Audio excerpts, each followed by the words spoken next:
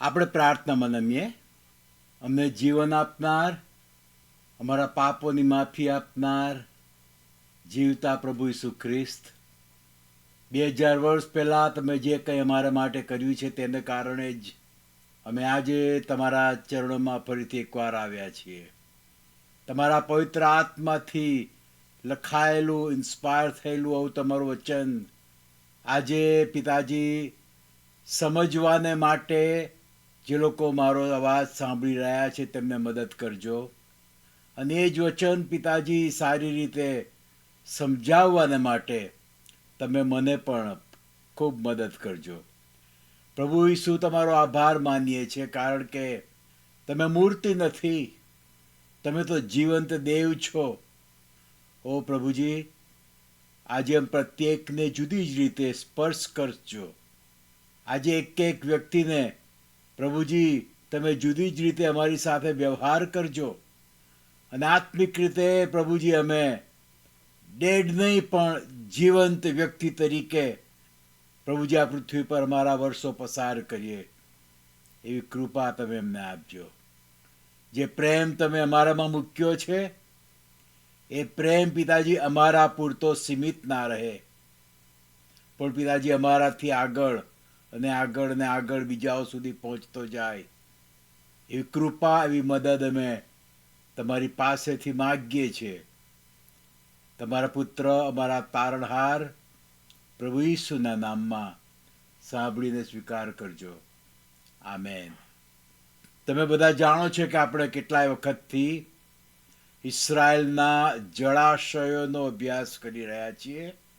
શરૂઆતમાં સૌ પ્રથમ એક નદી, ત્યાર પછી એમાંથી 4 ફાંટા નીકળ્યા, 4 નદી, એનો આપણે અભ્યાસ કર્યો હતો. ત્યાર પછી એક નદી એટલે કે યર્દન નદી, યુનિક પ્રકારની અજાયબ જેવી નદી છે કે જ્યાં કેટલાય બનાવ બન્યા છે, એ નદીનો અભ્યાસ કર્યો. ત્યાર પછી તળાવ એટલે કે ગાલિલનું સરોવર, ગાલિલનું તળાવ કે જે ગાલિલના સમુદ્ર તરીકે પણ ઓળખાય છે, એનો આપણે અભ્યાસ કર્યો. અને એ તળાવની અંદર, ગાલિલના સરોવરની અંદર 2 બનાવ બન્યા હતા, એનો બહુ વિસ્તારથી આપણે અભ્યાસ કર્યો.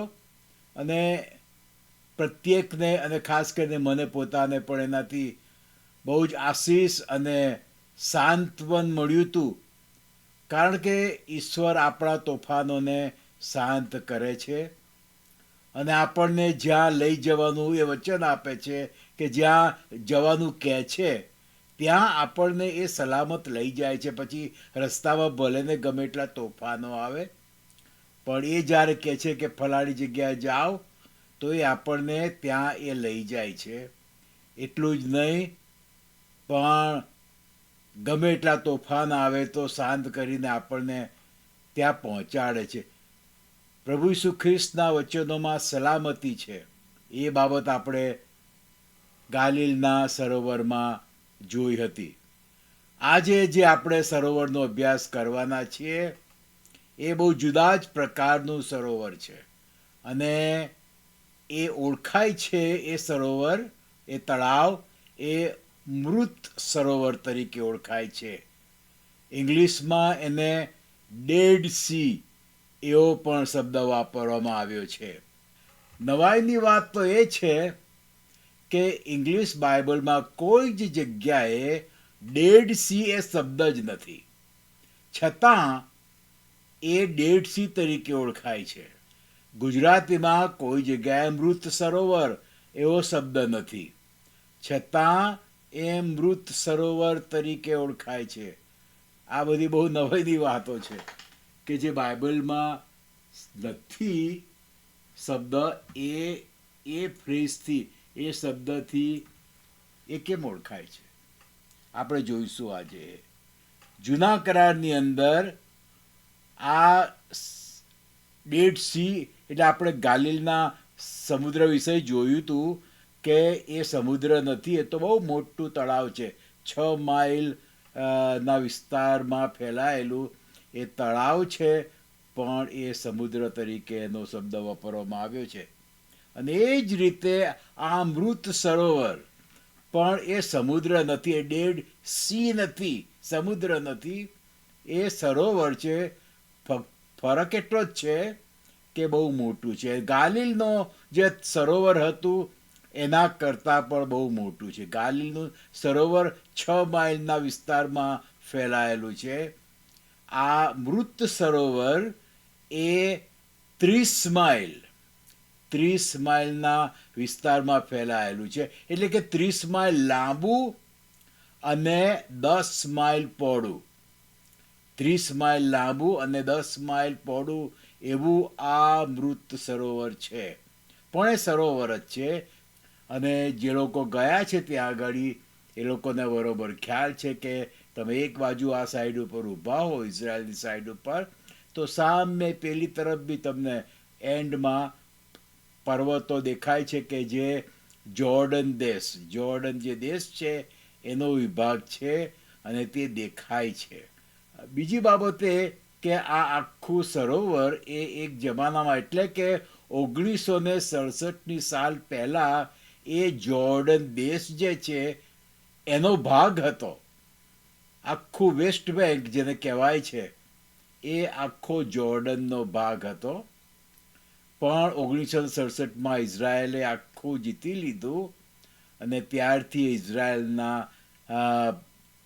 ઇઝરાયલની બોર્ડરમાં, ઇઝરાયલની હદમાં આવી જાય છે. અને એટલે એ એક બાજુ ઇઝરાયલ અને બીજી બાજુ જોર્ડન દેશ, એ બેની વચમાં આ અમૃત સરોવર આવેલું છે. આ અમૃત સરોવરના જુદા જુદા નામો છે. જૂના કરારની અંદર કોઈ જગ્યાએ ડેડ સી એવું નથી, કોઈ જગ્યાએ મૃત સરોવર નથી, પણ એ જુદા જુદા નામોથી એ ઓળખાયેલું છે. અને ક્યાં ક્યાં છે અને કેમ એવા જુદા જુદા નામોથી ઓળખાય છે એ બાબત આપણે જોવા માગીએ છીએ. ઘણા બધા રેફરન્સ હું તમને બતાવવા માગું છું. કારણ કે મોટામાં મોટું સૌથી વધારે નામ જો આ સરોવર માટે વપરાયું હોય ને તો એ છે ખારો સમુદ્ર. કારણ કે એનું પાણી બહુ જ ખારું છે. અને બીજો શબ્દ વપરાયો છે એના માટે સી ઓફ સોલ્ટ. ઇંગ્લિશની અંદર સોલ્ટ સી અથવા તો સી ઓફ સોલ્ટ એવો શબ્દ વપરાયો છે. અને બીજો શબ્દ એના માટે વપરાયો છે અરાબા. એ શબ્દ પણ આ મૃત સરોવરને માટે વપરાયેલો છે. હું બધા જ શબ્દો વાપરીશ. આ અભ્યાસ કરીએ છીએ તે દરમિયાન બધા જુદા જુદા શબ્દો હું વાપરીશ. આપણે શરૂઆતમાં જોઈએ આ ક્યાં ક્યાં આ શબ્દ વપરાયો છે. ઉત્પત્તિનું પુસ્તક એનો 14મો અધ્યાય અને 3જી કલમ. ઉત્પત્તિ 14 અને 3માં આ શબ્દ વપરાયો છે. એ સર્વ સિદ્દીમનું નીચાણ જે હાલ ખારો સમુદ્ર છે તેમાં એકત્ર થયા. અહીંયા ખારો સમુદ્ર એ શબ્દ વપરાયો છે. અને બીજો શબ્દ વપરાયો છે કે છે એ સર્વ સિદ્દીમનું નીચાણ. એ નીચાણ શબ્દ એટલા માટે વપરાયો છે કારણ કે એ સમુદ્રનું જે લેવલ હોય એનાથી આ પૃથ્વી પર સમુદ્રનું જે લેવલ હોય, સી લેવલ, એનો નીચામાં નીચો ભાગ એ આ ખારો સમુદ્ર છે. વિચાર કરો, જે દરિયાની સપાટી હોય એનાથી 1400 ફૂટ નીચો એવો આ ભાગ છે કે જ્યાં આ ખારો સમુદ્ર છે. અને આ ખારો સમુદ્ર જે 1400 ફૂટ જેટલું નીચું છે દરિયાઈ સપાટીથી, એનાથી નીચું બીજું કોઈ પૃથ્વી પર જગ્યા નથી. આખી પૃથ્વી પર આનાથી નીચી બીજી કોઈ જગ્યા છે નહીં. એટલા માટે અહીંયા સિદ્દીમનું નીચાણ એવો શબ્દ વપરાયો છે આ ખારા સમુદ્રની એ જગ્યાને ઓળખાવવાને માટે. અને આ નીચાણ એ ઘણી બધી જગ્યાએ આપણે જોઈશું એ વપરાયેલો છે. તો ઉત્પત્તિ 14 અને 3માં ખારો સમુદ્ર. પછી તમે આવો ગણનાના પુસ્તકમાં, ગણના 34 ત્રીજી અને 12મી કલમ. એમાં આ પ્રમાણે શબ્દ વપરાયો છે આ સમુદ્રને માટે, આ સરોવરને માટે. તમારો દક્ષિણ ભાગ, જ્યારે ઈશ્વરે આ લોકોને બધો જે ભાગ આપ્યો હતો પૃથ્વી પરના જુદા જુદા દેશોમાં થી આ અમુક ભાગ ઇઝરાયલની સરહદ તરીકે આપ્યો હતો, ત્યારની આ વાત છે કે ત્યારે તમારો દક્ષિણ ભાગ સીનના અરણ્યથી માંડીને આગળ અદોમની સીમાની લગોલગ થાય, અને તમારી દક્ષિણ સીમા ખારા સમુદ્રના પૂર્વના છેડાથી શરૂ થાય. ખારા સમુદ્રની વાત, ખારો સમુદ્ર એ શબ્દ વાપરવામાં આવ્યો છે. બીજી અમુક જગ્યાએ પૂર્વનો સમુદ્ર કે પૂર્વનું સરોવર એવા શબ્દો પણ વપરાયા છે, પણ આવા ભૌગોલિક બાબતમાં આવા શબ્દો વપરાયા જ નથી. પણ જે દુનિયાએ જે નામ આપ્યું છે ડેડ સી, મૃત સરોવર, એવા શબ્દો વપરાયા છે કે જે બાઇબલની અંદર છે નહીં. હવે તમે આવો એ જ અધ્યાય 34મો અધ્યાય અને 12મી કલમમાં. તે સીમા ત્યાંથી ઉતરીને યર્દન સુધી જાય ને તેનો છેડો ખારા સમુદ્ર આગળ આવે.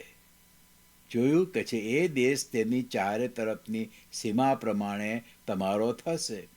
આ ઇઝરાયલના દેશની જુદી જુદી સરહદોની વાત ઈશ્વરે એના લોકોને કરી, ખાસ કરીને મૂસાને અને યહોશુઆને.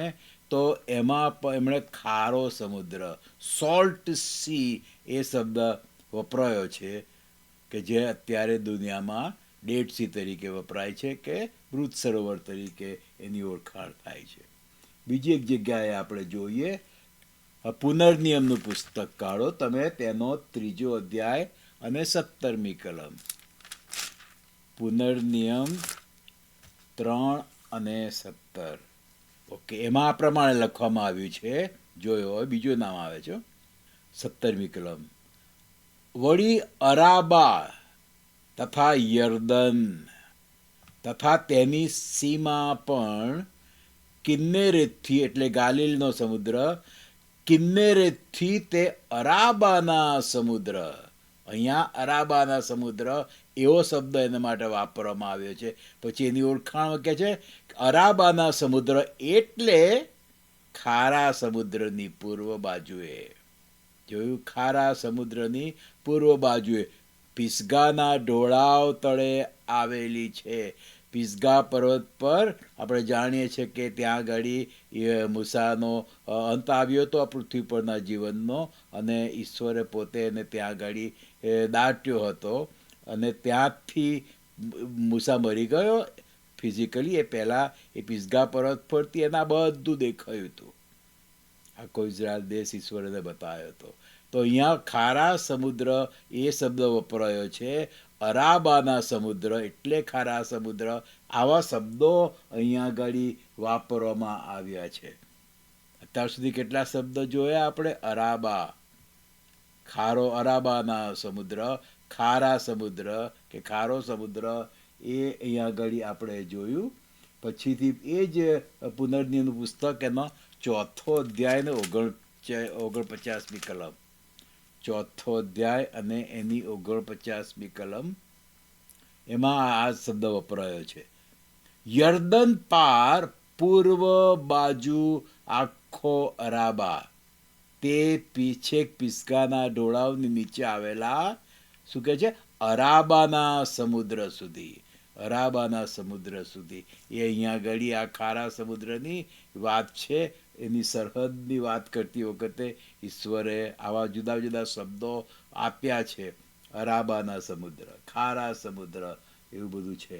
પછીથી અમુક જગ્યાએ પૂર્વનો સમુદ્ર અહીંયા બતાવ્યું બી છે પાછું, પૂર્વ બાજુ, પૂર્વ બાજુ આખો અરાબા, અમુક જગ્યાએ પૂર્વનો સમુદ્ર, એવાય શબ્દો વપરાયા છે. હવે તમે આવો યહોશુઆનું પુસ્તક, એનો 3જો અધ્યાય અને એની 16મી કલમ. એમાં આ પ્રમાણે લખ્યું છે, જો, એક જ સમુદ્ર, એક જ સરોવર, એને માટે બે શબ્દ એના માટે વપરાયા છે. ત્યારે ઉપલી તરફથી વહેનાર પાણી ઠરી રહ્યું અને ઘણે દૂર સુધી એટલે સારેથાન પાસેના અદામનગર સુધી ઢગલો થઈ ગયો અને અરાબાના સમુદ્ર એટલે ખારા સમુદ્રની તરફ જે વહેતું હતું તે વહી ગયું. જ્યારે યહોશુઆની લીડરશીપ હેઠળ એ લોકોએ યર્દન નદી ક્રોસ કરી હતી અને ત્યાં આગળ આખું જે પાણી સુકાઈ ગયું ને કેટલી મોટી જગ્યા થઈ ગઈ. આપણે જ્યારે એનો અભ્યાસ કર્યો હતો યર્દન નદીનો, ત્યારે ડિટેલ્સમાં એ વિશે જોયું હતું કે કેટલી મોટી જગ્યા ઈશ્વરે સૂકવી નાખી હતી, કારણ કે આટલા બધા લોકોએ ત્યાંથી પસાર થવાનું હતું. અરાબાના સમુદ્ર એટલે ખારા સમુદ્રની તરફ જે વહેતું હતું તે વહી ગયું અને લોક યરેખોની સામે પેલે પાર ઉતર્યા. બધા ઇઝરાયેલી લોકો યરેખોની સાઈડ ઉપર એ લોકો ત્યાં આગળ ઉતર્યા. આવાથી બધી ઘણી કલમો છે, બધી તમને હું નથી કળાવવા માગતો, પણ આવા શબ્દો વપરાયા છે આ મૃત સરોવરને માટે, ડેડ સીને માટે. એના એકચ્યુઅલી શબ્દો છે અરાબાનો સમુદ્ર કે ખારો સમુદ્ર, એ પ્રમાણે. હવે આ થયું કેવી રીતે? કેમ આવો થઈ ગયો આ સરોવર? કારણ કે પહેલાં તો એવું નહોતું. આપણે જોઈએ એ બાબત આપણે જોઈએ. તમે આવો ઉત્પત્તિનું પુસ્તક, એનો 13મો અધ્યાય અને થોડી કલમો વાંચું છું. આપણે હવે સમજવા માંગીએ છીએ કે આવો તળાવ કેમ થઈ ગયું. સમુદ્રને તો ખારું પાણી હોય છે, આપણે જાણીએ. બધા સમુદ્રને, બધા દરિયાનું પાણી ખારું હોય છે, પણ તળાવનું પાણી તો મીઠું હોવું જોઈએ ને. દરેક તળાવનું પાણી મીઠું હોય છે, તો આ તળાવનું, આ સરોવરનું પાણી કેમ ખારું? અને ખારું તો ઠીક, પણ જે દરિયાનું પાણી જે ખારું હોય છે ને, એના કરતાં આ ખારા સમુદ્રનું પાણી એ 9 ગણું વધારે. વિચાર કરો તમે, 9 ગણું વધારે ખારું છે. એ બાબત આપણે હવે સમજવાની કોશિશ કરીએ કે કેમ એ પ્રમાણે છે, કેમ આટલું બધું ખારું એ પાણી છે. હું વાંચું છું ઉત્પત્તિનું પુસ્તક, એનો 13મો અધ્યાય, એનો 8મી કલમથી હું વાંચું છું. અહીંયા ઇબ્રાહિમ અને લોત એનો ભત્રીજો જુદા પડ્યા ત્યારની વાત છે. ઇબ્રાહિમે લોતને કહ્યું, હવે મારી ને તારી વચ્ચે ને મારા તથા તારા ગોવાળિયાઓ વચ્ચે તકરાર થવી ના જોઈએ, કેમ કે આપણે ભાઈઓ છીએ. શું તારી આગળ આખો દેશ નથી? તો મારાથી તું જુદો થા. જો તું ડાબી બાજુ જશે તો હું જમણી તરફ જઈશ, અને તું જમણી તરફ જઈશ તો હું ડાબી તરફ જઈશ. ત્યારે લોતે પોતાની આંખો ઊંચી કરીને યર્દનનો આખો પ્રદેશ સોવાર સુધી જોયો કે તેમાં બધે પુષ્કળ પાણી છે, કેમ કે યહોવાએ સદોમ અને ગમોરાનો નાશ કર્યા અગાઉ એ દેશ તો યહોવાની વાડીના જેવો તથા મિસ્ર દેશના જેવો સરસ હતો. ત્યારે લોતે પોતાને માટે યર્દનનો આખો પ્રદેશ પસંદ કર્યો અને લોત પૂર્વ તરફ ગયો અને તેઓ એકબીજાથી જુદા થયા. ઇબ્રાહિમ કનાન દેશમાં રહ્યો, લોત તે પ્રદેશના નગરોમાં રહ્યો અને સદોમ સુધી તે તંબુમાં મુકામ કરતો ગયો. જ્યારે ઇબ્રાહિમનો સમય હતો ત્યારે તો આ આખો પ્રદેશ, જેને યર્દનનો પ્રદેશ કહેવામાં આવે છે, એ પહેલાં અત્યાર સુધી જોર્ડન દેશની અંદર હતો આખો પ્રદેશ, પણ અહીંયા આગળ યર્દનના પ્રદેશ તરીકે બી એને ઓળખવામાં આવ્યો છે, કારણ કે ફક્ત એકલા સરોવરની વાત નથી, પણ આસપાસનો જે આખો વિસ્તાર એ બહુ જ ફળદ્રુપ હતો. અત્યારે આ બિલકુલ યુઝલેસ થઈ ગયો, પણ ઇબ્રાહિમના સમયમાં અને લોતના સમયમાં તો આ તળાવ એ મીઠા પાણીનું તળાવ હતું અને એ તળાવમાં આપણે અગાઉ જોયું હતું કે યર્દન નદી જે છે એ હેર્મોન પર્વતથી એની શરૂઆત થાય છે, ત્યાંથી નીકળે છે અને યર્દન નદીનું પાણી પછી ગાલિલના સમુદ્રમાં, ગાલિલના સરોવરમાં યર્દનનું પાણી ઠલવાય છે, પછી ત્યાંથી ઓવરફ્લો થાય છે એ ગાલિલના તળાવમાં, એટલે ત્યાંથી આગળ જાય છે અને નદીના રૂપમાં આગળ જાય છે, અને એ જ પાણી પછી ઠલવાય છે ક્યાં? આ ખારા સમુદ્રમાં. એ સમયે ખારો સમુદ્ર નહોતો, એ સમયે તો બહુ જ ફળદ્રુપ, અને એટલા માટે તો આખો ત્યાં પાણી અને આસપાસના જે બીજા ગામો હતા, સદોમ ગમોરા, અને બધું જ બહુ ફ્રૂટફુલ જેવું હતું. અહીંયા આગળ તો કહે છે કે વાડીના જેવો હતો. યહોવાની 10મી કલમમાં કહે છે કે સદોમ ગમોરાનો નાશ કર્યો એ અગાઉ એ દેશ તો યહોવાની વાડીના જેવો હતો. એટલે કેટલો ફળદ્રુપ પ્રદેશ એ આખો હતો, કારણ કે ત્યાં સ્વીટ વોટર, અને દરેક ગામોને ફ્લરિશ થવાને માટે, દરેક ગામોમાં લોકોને જરૂરિયાતને માટે આ સમુદ્રનું, આ તળાવનું પાણી બહુ જ માફક હતું, અને યહોવાની વાડીના જેવો એ પ્રદેશ હતો. અને આ બધું બન્યું ત્યાર પછી જે આપણે જાણીએ છીએ, સારી રીતે આપણે માહિતગાર છીએ કે એ ગામોના લોકો, એટલે સદોમ ગમોરા અને આસપાસના બીજા જે કોઈ ગામો હતા, ઈશ્વરે એમને બહુ આશીર્વાદ આપ્યો હતો, બહુ ફળદ્રુપ જગ્યા એ જગ્યા હતી, પણ એ લોકો વર્લ્ડલી બની ગયા. ઘણીવાર પુષ્કળ આશીર્વાદ આપણને ઈશ્વરથી દૂર લઈ જાય છે.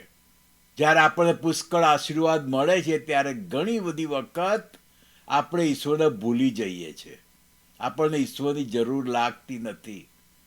અને પુષ્કળ પ્રોસ્પેરિટી હોય ને તો દુનિયા જેમ ઓફર કરતી હોય એ બધું આપણે જોઈએ, અને એ જગીક આનંદમાં લોકો ફસાઈ જાય છે.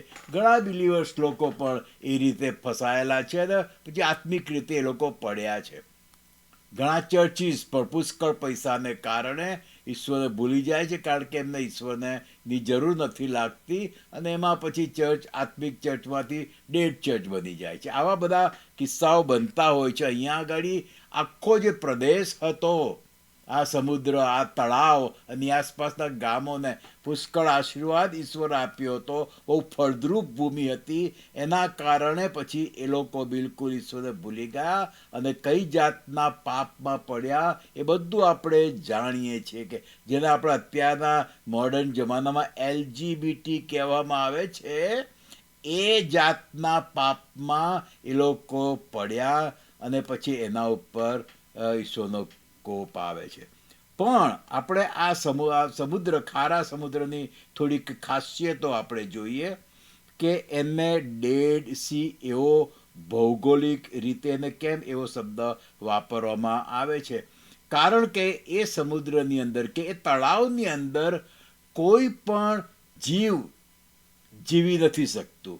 એટલે કે માછલી હોય, શ્રીમ્પ હોય, કોઈ પણ જાતના પાણીના જે એનિમલ્સ હોય છે એ આની અંદર જીવી નથી શકતા. એટલે એના કારણે એને ડેડ સી એવો શબ્દ અત્યારના જમાનામાં એ વાપરવામાં આવે છે. કોઈ જીવી નથી શકતું. એમાં કોઈ વનસ્પતિ પણ ઉગી શકતી નથી, કારણ કે જે કંઈ બન્યું હતું સદોમ અને ગમોરાના કારણે, પાપને કારણે, એમાં પછી ઈશ્વરનો કોપ આવ્યો હતો, અને ઈશ્વરે આકાશમાંથી શું ફેંક્યું હતું? સલ્ફર અને જાત જાતનું અગ્નિ ને બધું ફેંક્યું હતું. એના કારણે એ આખો વિસ્તાર એ ડેડ બની ગયો. એ સમુદ્ર, એ તળાવ તો ડેડ થઈ ગયું, પણ એની આસપાસના ગામો, સદોમ ગમોરા અને બીજા બી કેટલાક ગામો છે, એ બધાનો નાશ થયો, એટલી હદ સુધી કે એમાં કશું ફરીથી ઉગી જ ના શકે. અને એટલા માટે જે લોકો ઇઝરાયલ ગયા છે, જે લોકો આ ખારા સમુદ્રની મુલાકાત લીધી હશે, એ બધા જાણે છે કે આસપાસ કશું ઉગી શકે એવું છે જ નહીં.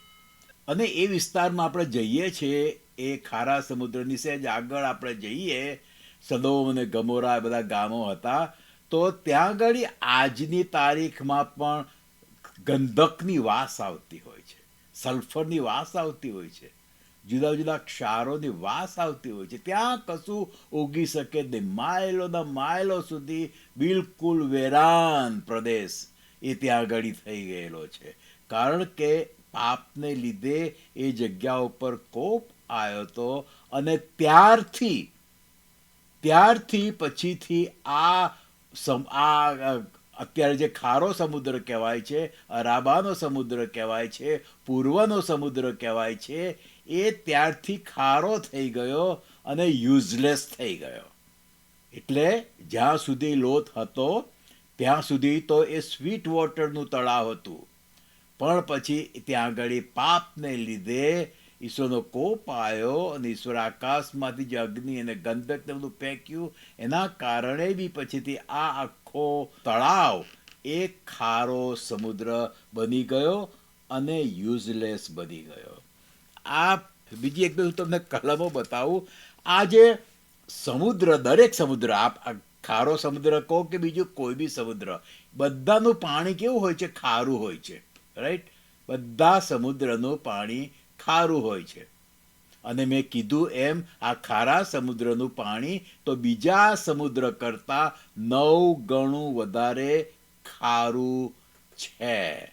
તો પછી આ સમુદ્રનું પાણી ખાસ કરીને ઉનાળાના સમયમાં એ વરાળ બનીને ઉપર જાય છે અને પછી વરસાદની રીતે એ પડતું હોય છે.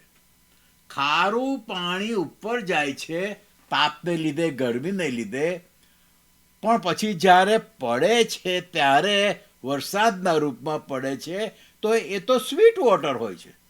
તો ખારું સ્વીટ ક્યાંથી થઈ ગયું? હા, દરિયાનું પાણી ઉપર જાય છે ગરમીને લીધે, વરાળ તરીકે, તારે ખારું હોય છે, પણ જ્યારે પડે છે પાછું ત્યારે તો એ સ્વીટ હોય છે. એક બે બાબતો હું તમને બતાવું. ઉત્પત્તિના પુસ્તકમાં આવો અને એનો 1લો અધ્યાય અને 6ઠ્ઠી કલમથી હું વાંચું છું, 6, 7 અને 8. બીજા દિવસે ઈશ્વરે જે કંઈ બનાવ્યું એની અહીંયાળી વાત છે અને એની થોડીક સમજ આપણને પડે છે. ઈશ્વરે કહ્યું, પાણીની વચ્ચે અંતરિક્ષ થાઓ. જોયું? પાણીની વચ્ચે અંતરિક્ષ થાઓ, એટલે કે પાણીની વચ્ચે આકાશ થાઓ અને પાણીને પાણીથી જુદા કરો. એ કેવું? હે, પાણીને પાણીથી જુદા કરો. અહીં 2 પાણી, એની વચમાં આકાશ આવી જાય છે. પછી 7મી કલમ, ઈશ્વરે અંતરિક્ષ બનાવ્યું, આકાશ બનાવ્યું અને અંતરિક્ષની નીચેના પાણીને, આ શબ્દ પર ભાર મૂકું છું, આકાશની નીચેના પાણીને અંતરિક્ષની ઉપરના પાણીથી જુદા કર્યા. 2 જગ્યાએ પાણી છે, આકાશની નીચે છે અને આકાશની ઉપર છે. આકાશથી નીચેના પાણીને અંતરિક્ષની ઉપરના પાણીથી જુદા કર્યા અને તેવું થયું. અને ઈશ્વરે તે અંતરિક્ષને આકાશ કહ્યું અને સાંજ થઈ, સવાર થઈ, બીજો દિવસ. 2 જગ્યાએ પાણી છે, એક ઉપર, આકાશની ઉપર, અને બીજું આકાશની નીચે. જે પાણી, કારણ કે પહેલા તો આખી પૃથ્વી પર ફક્ત પાણી જ હતું, ફક્ત દરિયો હતો, આખી પૃથ્વી દરિયો હતો. અને પછી ઈશ્વરે અમુક જગ્યાને કોરી ભૂમિ કરી નાખી અને બીજો હજી દરિયો, અને એટલે પૃથ્વી પર આજે મોટા ભાગનો ભાગ એ દરિયો છે. બહુ થોડી જગ્યાએ જમીન છે કે જ્યાં આગળ જુદા જુદા દેશો છે. અને આપણે આખો ગ્લોબ આપણે જોઈએ, આખો મેપ જોઈએ આખા વર્લ્ડનો, તો આપણને ખ્યાલ આવે કે મોટા ભાગની જગ્યાએ તો દરિયો છે અને ખારા પાણીનો દરિયો છે. પણ જ્યારે ઉપર આકાશની ઉપર કોણ છે? ઈશ્વર. અને આકાશની નીચે કોને સત્તા આપી છે? ઈશ્વરે શેતાનને. નીચેનું પાણી, આકાશથી નીચેનું પાણી એ ખારું છે કે જેનો ઉપયોગ ના થઈ શકે, અને આકાશથી ઉપરનું પાણી એ મીઠું છે, કારણ કે ત્યાં ઈશ્વર છે. અને આ ખારું પાણી ઉપર જાય છે એટલે કોની પાસે જાય છે? ઈશ્વર પાસે જાય છે ને તો મીઠું થઈને નીચે આવે છે. કેટલું સરસ! કડવું પાણી પૃથ્વી પરથી ઉપર જાય છે, ઈશ્વર પાસે જાય છે, તો ઈશ્વર એને મીઠું કરી દે છે અને પાછું પૃથ્વી પર એને મોકલે છે વરસાદની રૂપે.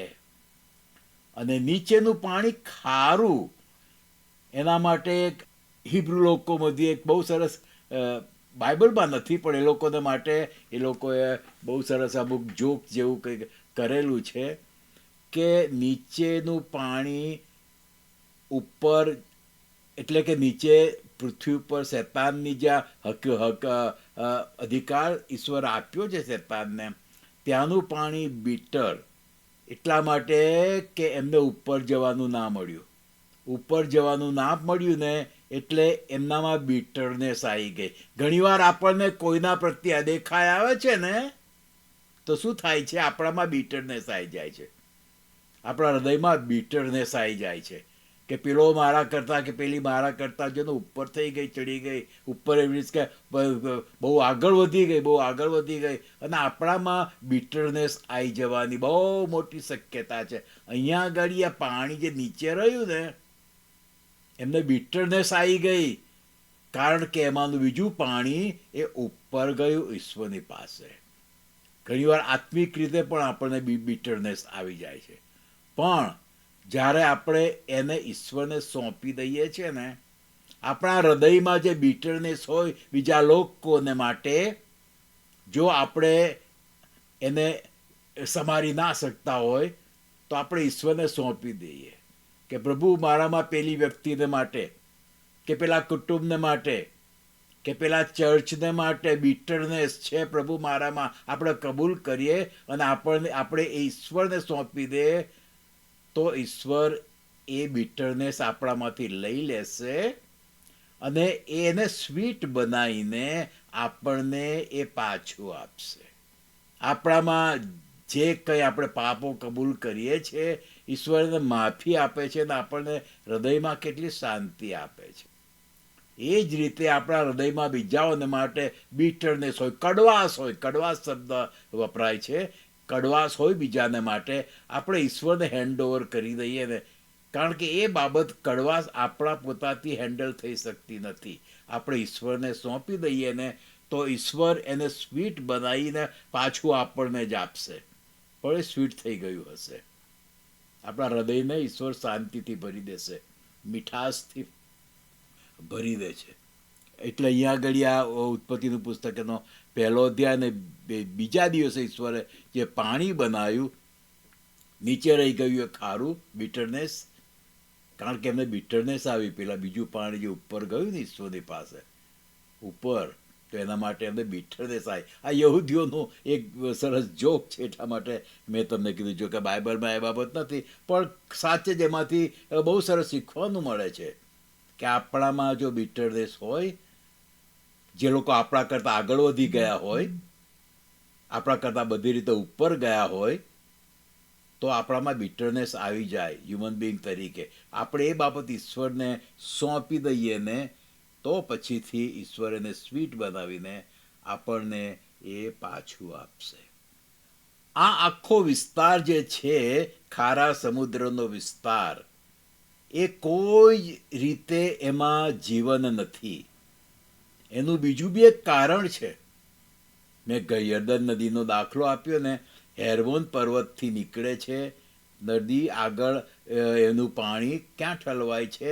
ગાલિલના સરોવરમાં, અને ત્યાં પાણી ઠલવાય છે એટલે ગાલિલના સમુદ્રમાં ઓવરફ્લો થાય છે.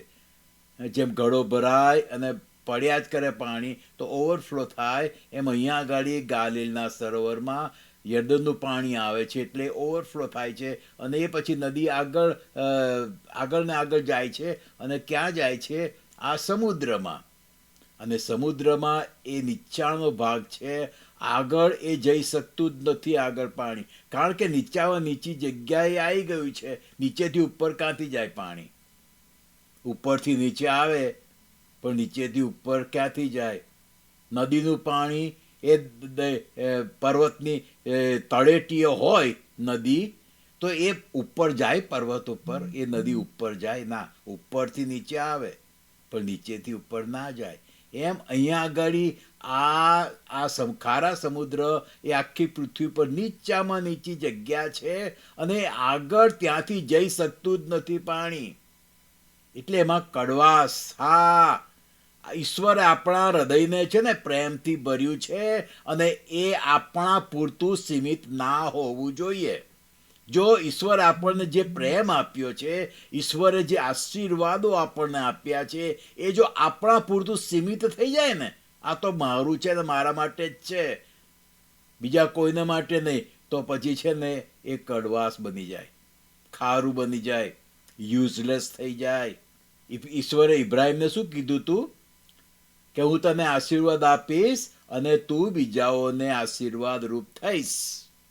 એવું ઈશ્વરે ઇબ્રાહિમને કીધું હતું અને ઇબ્રાહિમ સાચે જ બીજાઓને આશીર્વાદ રૂપ થયો. ઈશ્વર આપણને જે આપ્યું છે જીવનનું પાણી, એ જો આપણાથી આગળ બીજાઓ સુધી આપણે ના પહોંચાડીએ ને તો આપણામાં ને આપણામાં જ રહે ને, અને એ પછી બિટરનેસ ઉત્પન્ન કરે.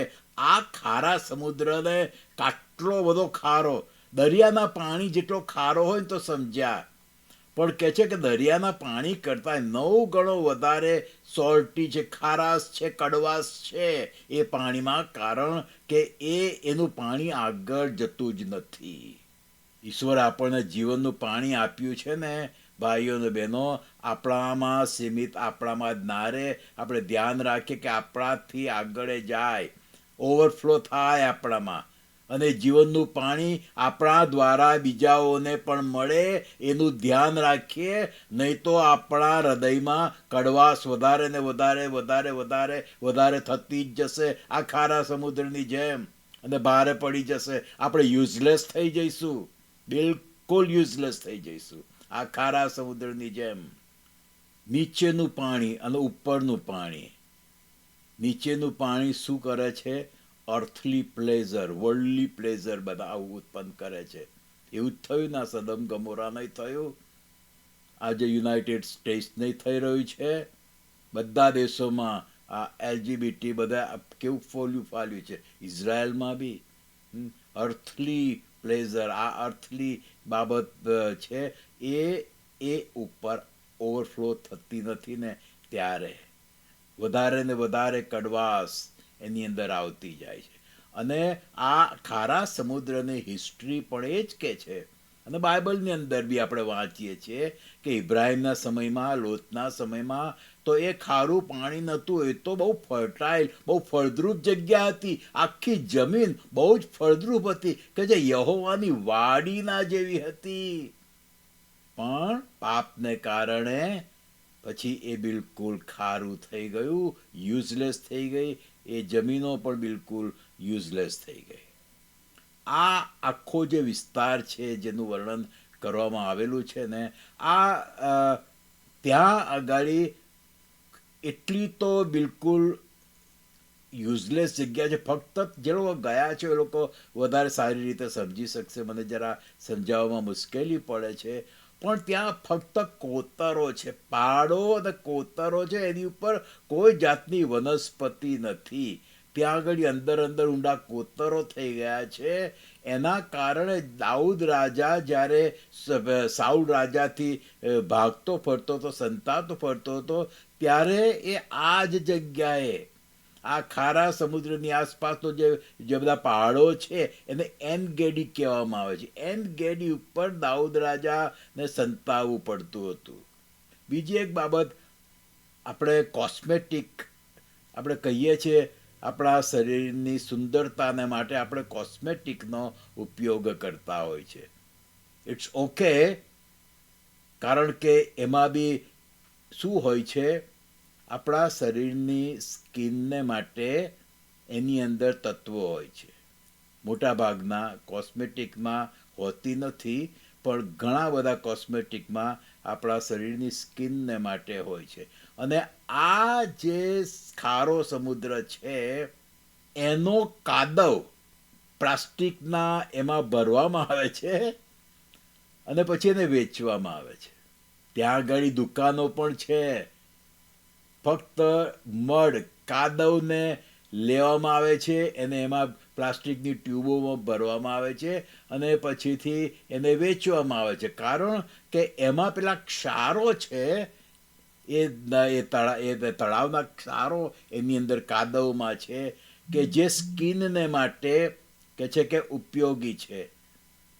એટલું જ નહીં, પણ આ જે આખી જે જગ્યા છે અત્યારે એક મોટું ટુરિસ્ટ એટ્રેક્શન બની ગયું છે. જે લોકો ઇઝરાયલની મુલાકાતે જાય છે એ લોકો આ ખારા સમુદ્રે બી જતા હોય છે.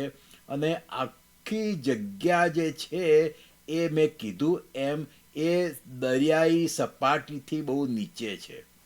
તમને ખ્યાલ છે ને કે પર્વતો ઉપર હવા પાતળી હોય, જેટલું ઊંચે જઈએ ને એટલી હવા પાતળી હોય અને ઘણા લોકોને શ્વાસ લેવામાં મુશ્કેલી પણ પડતી હોય છે પર્વતોની ઉપર. જેટલા ઊંચા એટલી હવા પાતળી અને લોકોને તકલીફ પડતી હોય છે. જ્યારે આ ખારા સમુદ્રની જગ્યા એ નીચામાં નીચી જગ્યા છે અને ત્યાં પુષ્કળ વધારે પડતો ઓક્સિજન હોય છે. ત્યાં આગળ ઘણા બધા ડૉક્ટરો પોતાના પેશન્ટ્સને જ્યારે બહુ ગંભીર શ્વાસ લેવાની તકલીફો પડતી હોય છે, લંગ્સમાં પ્રોબ્લેમ હોય છે, ત્યારે એમના સાજાપણા માટે ટ્રીટમેન્ટને માટે આ જગ્યાએ જવાનું અને થોડોક સમય રહેવાનું કહે છે. કારણ કે ત્યાં બહુ સહેલાઈથી પુષ્કળ પ્રમાણમાં ઓક્સિજન, વધારે પડતો ઓવરફ્લોઈંગ ઓક્સિજન ત્યાં આગળ છે અને લોકોને શ્વાસની તકલીફ એમાંથી મટી જાય છે.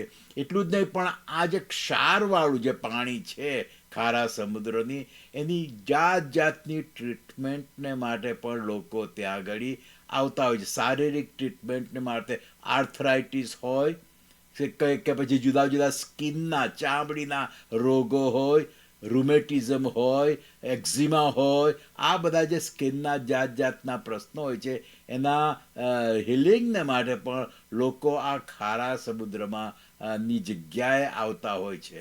અને એ ખારા સમુદ્રમાં એવું કહેવાય છે કે કોઈ ડૂબે નહીં. એ મારા માટે માનવું જરા અઘરું છે.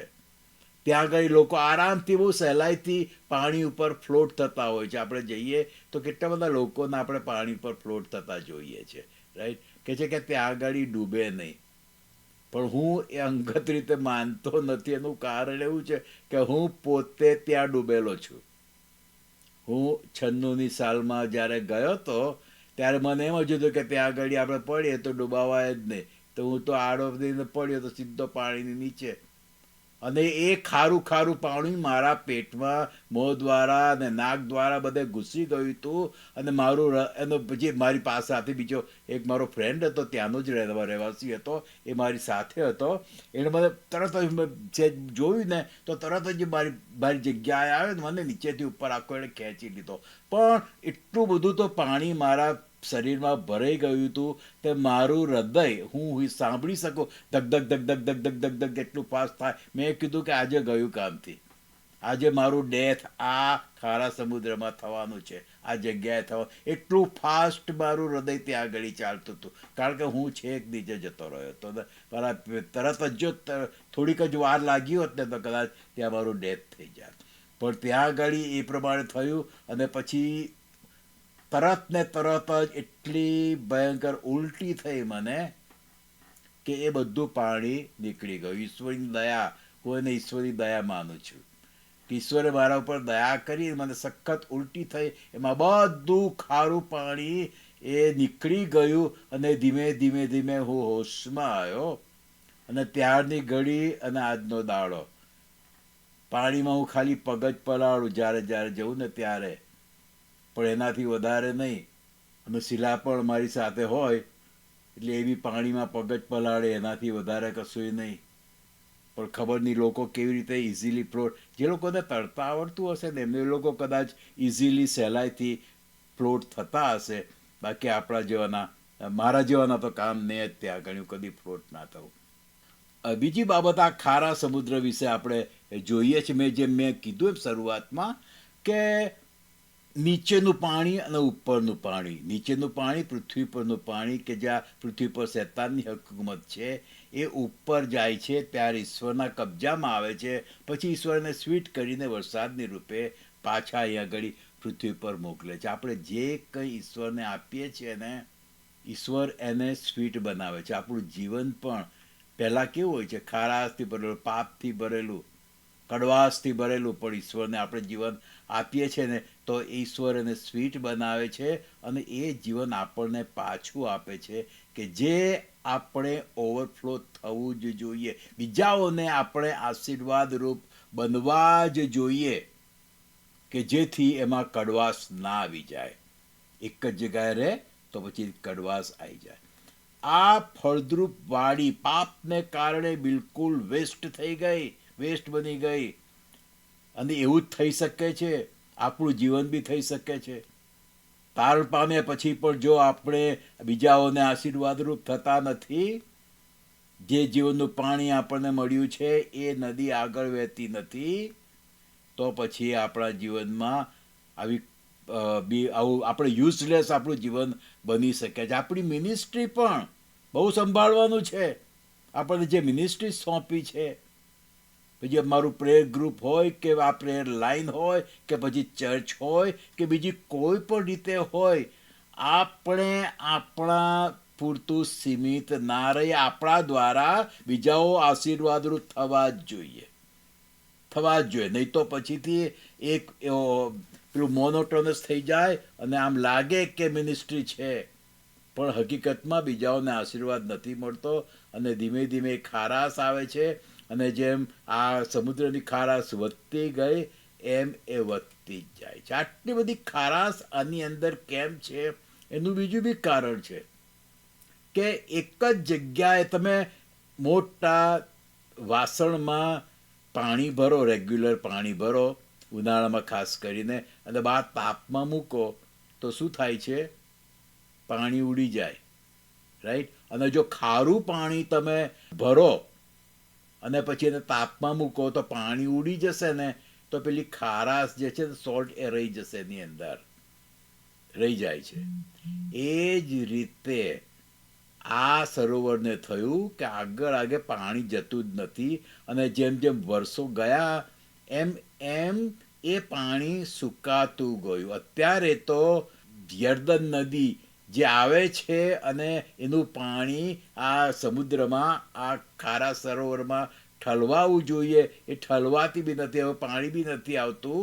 એટલે ત્યાં આગળ નવું પાણી નથી આવતું અને એ જે પાણી એ ધીમે ધીમે સુકાતું જાય છે. અને કેટલું સુકાઈ ગયું છે, આપણે જઈએ તો આપણને તરત ખ્યાલ આવે કે કેટલું આ તળાવ કેટલું બધું સુકાઈ ગયું છે.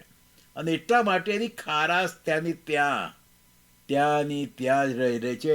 એટલે એ વધારે અને વધારે ખારું થતું જાય છે. આ મૃત સરોવરના બે નેચર છે, બે સ્વભાવ છે. એક તો એ કે એ યુઝલેસ છે, કોઈનો ઉપયોગી નથી. અને જે કક્ષાએ ઉપયોગી છે એ તો શું છે કે શરીરના કોસ્મેટિક્સ રીઝન્સને કારણે અથવા તો હેલ્થને રીઝનને કારણે બી, કે જેને આપણે કંઈક અંશે, હેલ્થ એ સારી વસ્તુ છે, ટ્રીટમેન્ટ થાય અને આપણે સાજા થઈએ એ સારી બાબત છે, પણ સ્ટીલ આપણે જોવા જોઈએ તો એ ટેમ્પરરી છે, કાયમને માટેનું નથી. એ જ રીતે આ મૃત સરોવર એક રીતે આ હેલ્થ લોકોને પૂરું પાડે છે, પણ શું છે કે એ ટેમ્પરરી બ્લેસિંગ પૂરું પાડે છે.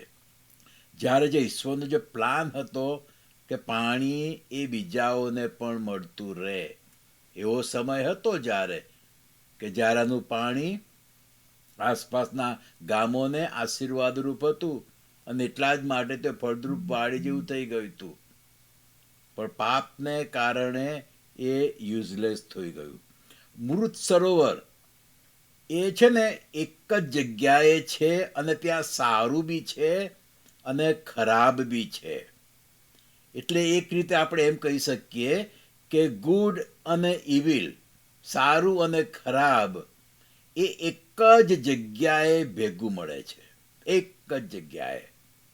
ફળદ્રુપતામાંથી બિલકુલ સુકવણી જગ્યા કે જ્યાં કશું છે જ નહીં. ફળદ્રુપતા એ સુકવણી જગ્યામાં ફેરવાઈ ગયું છે. યહોવાની વાડી જે હતી એ બિલકુલ કડવાશમાં ફેરવાઈ ગઈ છે. એ એક બાબત છે. ખરાબ અને સારું બી છે. અને એટલા માટે હિસ્કીએલ પ્રબોધકે આ ખારા સમુદ્રને માટે શું કર્યું છે? ભવિષ્યવાણી કરી છે. અને એ આપણે જોવા માગીએ છીએ. તમે હિસ્કીએલનું પુસ્તક કાઢો, એનો 47મો અધ્યાય અને 8 થી 12 કલમ હું વાંચું છું. હિસ્કીએલનું પુસ્તક એનો 47મો અધ્યાય અને 8 થી 12 કલમ. આ જગ્યાને માટે હિસ્કીએલે ભવિષ્યવાણી કરી છે. બહુ ઇન્ટરેસ્ટિંગ છે. અને એવું આપણા જીવનમાં થઈ શકે છે. એટલા માટે મેં કીધું કે ગુડ બી છે અને ઇવિલ એ બંને એક જ જગ્યાએ છે. 8મી કલમથી વાંચું છું.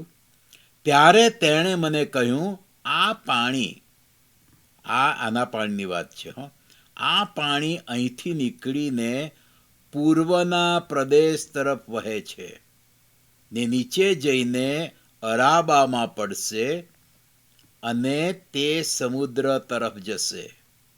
વહેતા પાણી સમુદ્રમાં જશે અને તેના પાણી મીઠા થઈ જશે. હાલેલુયા. હિસ્કીએલની આ ભવિષ્યવાણી છે. તેના પાણી મીઠા થઈ જશે.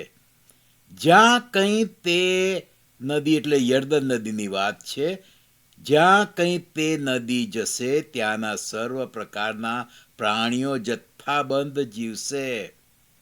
અત્યારે કે પ્રાણી કે માછલું કશું જીવતું નથી. ત્યાં આગળ કે છે કે પ્રાણીઓ જથ્થાબંધ જીવશે અને તેમાં જાત જાતના પુષ્કળ માછલા થશે. અત્યારે એક માછલું નથી, નાનું નથી, મોટું નથી, પણ કહે છે કે તેમાં જાત જાતના પુષ્કળ માછલા થશે.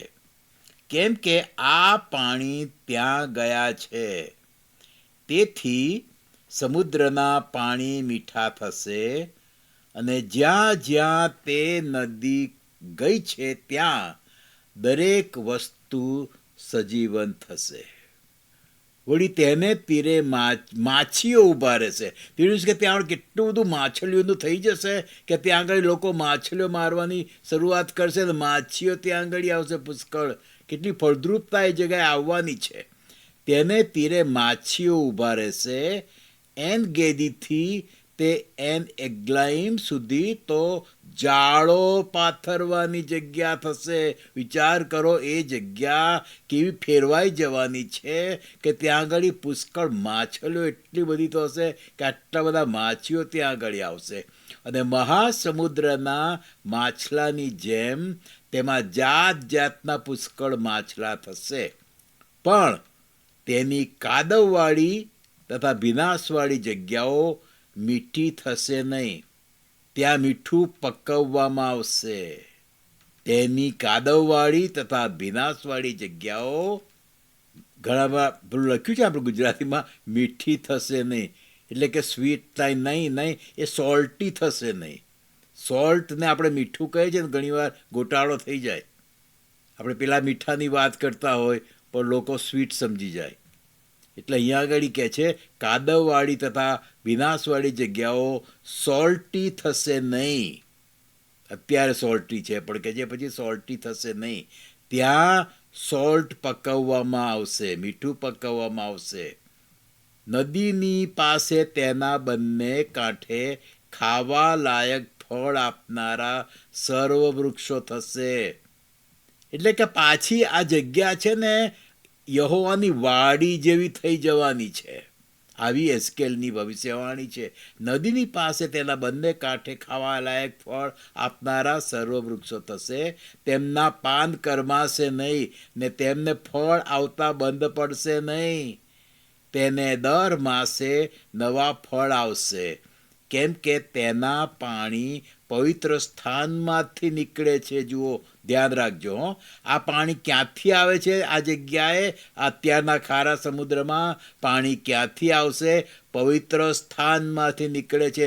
આ યહૂદીઓનું મંદિર બંધાવવાનું છે ને, ત્યાંથી ઈશ્વર બીજી એક નદી કાઢશે અને ત્યાં એ પવિત્ર સ્થાનમાંથી એ નદી અત્યારના ખારા સમુદ્રમાં એ પાણી ઠલવાશે.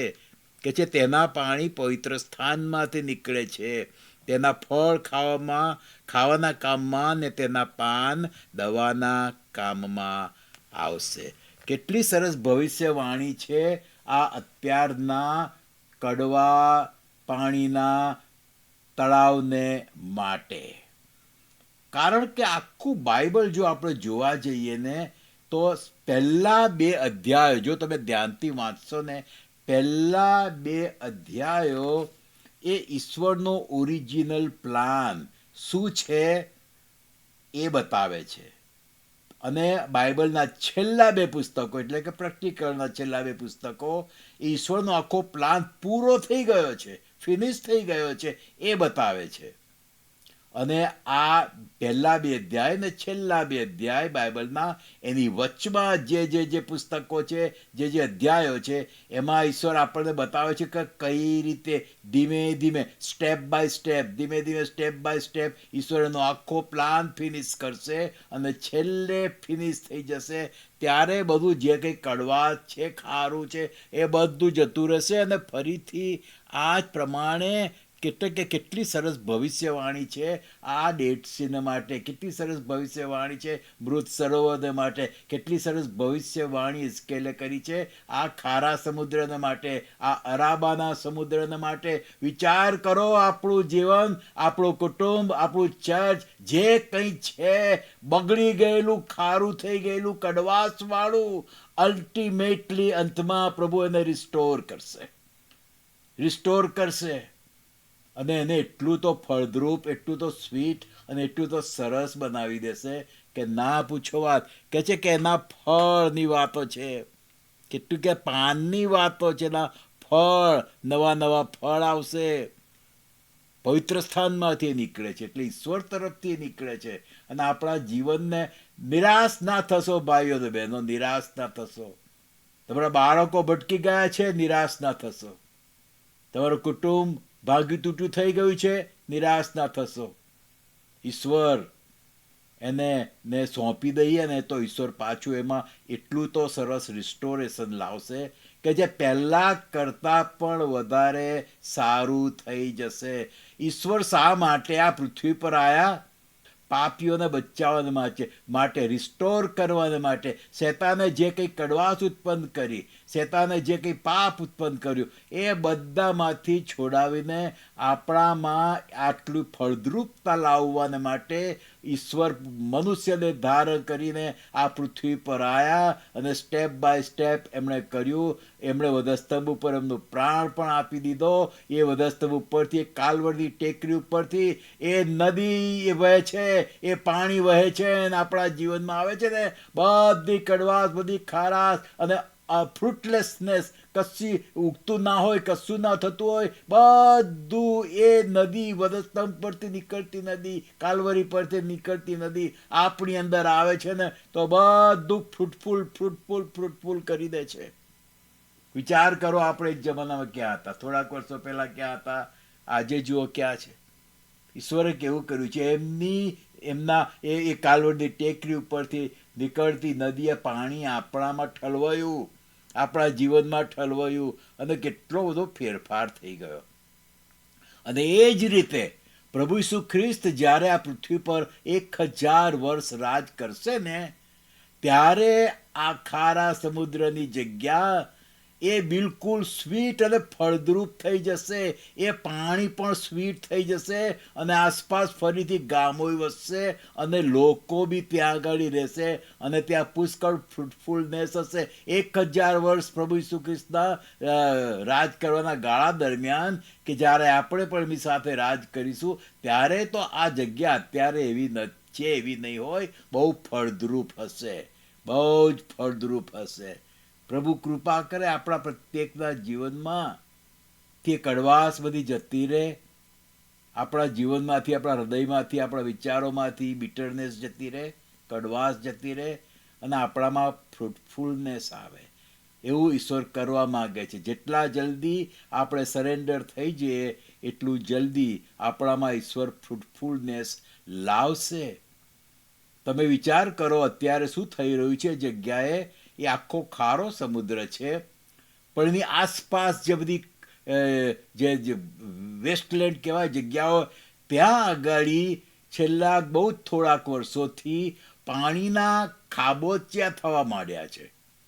પાણીના ખાબોચિયા થવા માંડ્યા છે, અને એ પાણી છે ને મીઠું પાણી છે. આર્કિયોલોજિસ્ટ એ લોકો વિચાર કરતા થઈ ગયા છે કે આ મીઠું પાણી ક્યાંથી આવવા માંડ્યું છે. એ સરોવરમાં તો જે ખારું જ પાણી છે, પણ આસપાસ જે પેલી કોરી જમીન બધું સુકાઈ ગયેલું, ત્યાં ગાડીથી પાણીના ખાબોચિયા દેખાવા ઓલરેડી શરૂ થઈ ગયા છે, અને એમાં મીઠું પાણી છે. વિચાર કરો પ્રભુ ઈસુ કેટલા જલ્દી પાછા આવી રહ્યા છે. ખબર નહીં બીજા થોડાક વખતમાં શું હશે, પણ એ આખી જગ્યા ખારાશવાળી, કડવાશવાળી જતી રહેવાની છે, અને ત્યાં ફ્રૂટફુલનેસ આવવાની છે. અને એ જ પ્રભુ આજે આપણને બતાવી રહ્યા છે કે આપણામાં પણ ઈશ્વર ફ્રૂટફુલનેસ લાવશે. જેટલા જલ્દી આપણે એને સરેન્ડર થઈ જઈશું એટલા જલ્દી આપણામાં એ ફ્રૂટફુલનેસ લાવશે. હું છે ને અત્યારે તમારા માટે ખાસ પ્રાર્થના કરવા માગું છું. તમે નામ ના બોલશો, પણ તમારા હૃદયમાં જો કોઈકને માટે, કોઈ વ્યક્તિને માટે કે કોઈ કુટુંબને માટે જો કડવાશ હોય ને તમારા હૃદયમાં, તો અત્યારે જ તમારા હૃદયની ઉપર તમે તમારો હાથ મૂકો. હું પ્રાર્થના કરવા માગું છું. કોઈ પણ બીજી વ્યક્તિને માટે, કુટુંબની વ્યક્તિ હોય કે પછીથી બહારની વ્યક્તિ હોય, કોઈ ચર્ચનું કુટુંબ હોય કે પછી સાસુ સસરા તરફનું કોઈક હોય, કશું બી હોય, કડવાશ છે તમારા હૃદયમાં કોઈક કારણસર કોઈક વ્યક્તિને માટે, તમારો હાથ તમારા હૃદય પર મૂકો. હું પ્રાર્થના કરવા માગું છું એ કડવાશ જતી રહે અને સ્વીટનેસ, મીઠાશ તમારા જીવનમાં આવવાની શરૂઆત થઈ જાય. હું પ્રાર્થના કરાવું છું. અમારા પ્રભુ ને અમારા દેવ, તમારો પુષ્કળ આભાર માનીએ છીએ, કારણ કે એ ખૂનની નદી, તમારા લોહીની હજી પણ નદી, તમારા લોહીની નદી હજુ પણ વહે છે.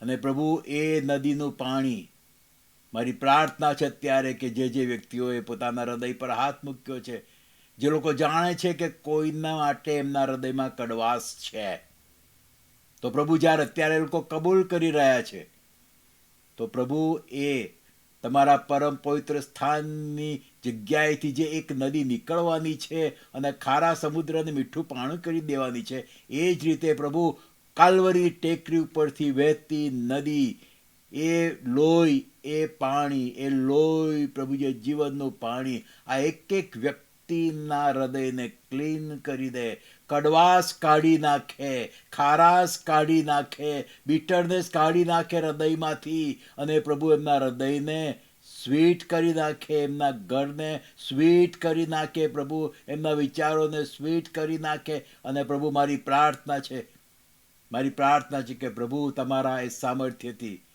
વધસ્તંભ પરથી વહેતી એ લોહીની નદી પ્રભુ એક એક વ્યક્તિના હૃદયની ખારાશને, કડવાશને દૂર કરીને એમના જીવનને બહુ પિતાજી સ્વીટ બનાવી દે, સ્વીટ બનાવી દે, સ્વીટ બનાવી દે.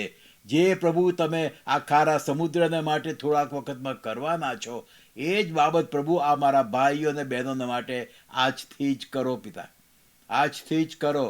આજથી જ એ તમારું જીવનનું પાણી એમનામાં વહેતું તમે કર્યું છે એ બીજાઓ સુધી પહોંચતું થઈ જાય. પિતાજી, એ તમે જે પ્રેમ એમના હૃદયમાં ભર્યો છે એ એમના હૃદય પૂરતો સીમિત ના રહે, લિમિટેડ ના રહે, પણ બીજાઓ સુધી એ પહોંચતો થઈ જાય.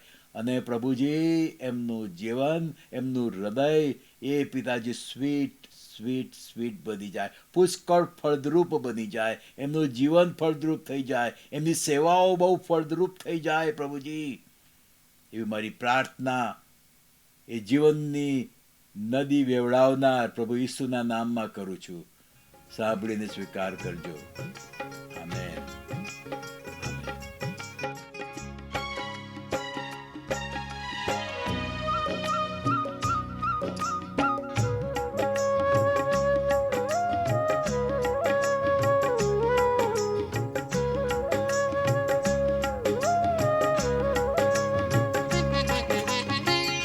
ના રાખું કડવાહટ મનમાં, ના રાખું કડવાહટ મનમાં, મુજ શત્રુઓ કાજે. હૃદય મારું શુદ્ધ કરજે, પાપ રહિત એ થાજે, પાપ રહિત એ થાજે. મૃત જળ રહે ના જીવન મારું, મૃત જળ રહે ના જીવન મારું.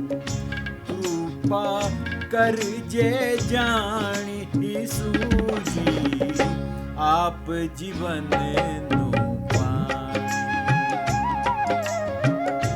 મારી ગગર છે ખાલી ઈસુજી, આપ જીવનનું પાણી. મારી ગગર છે ખાલી ઈસુજી, આપ જીવન